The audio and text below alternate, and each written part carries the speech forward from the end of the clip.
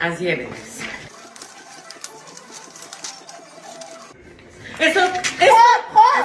استوب اسم یوزارسیف کجاش اسمه؟ بابا 15 ساله داره تلویزیون نشون میده اینو. فامیلی یزدانی یوزارسیفی یکی بود که فامیلش یوزارسیفیه؟ همون یوسف تو فیلم یوزارسی فامیلیش هم میوه نه نمیشه. 1 کیلو خیار. 1 کیلو خیار کجاش میوه؟ تو میری مگه نمیگی 1 کیلو خیار بده به اونجا؟ 1 کیلو خیار بده دیگه بابا. حیوان یوز پلنگ 11 تا خر.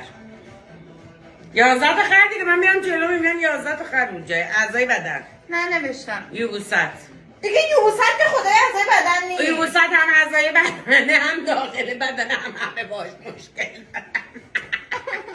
شهر یزد یاشاسین آذربایجان. اون شهره؟ تو میری تبریز همه میان جلو یاشاسین آذربایجان. گل یخ یه شاخه گل. میرم میگم یه شاخه گل بده دیگه. به چی میگم؟ خدایا غذا. یتیمچه یونجه که غذای خره. به تو چه دلم خواهد خر باشم. واسه که درگیری بازم به تو چه؟ اشیا یخچال. یا میز یا بابا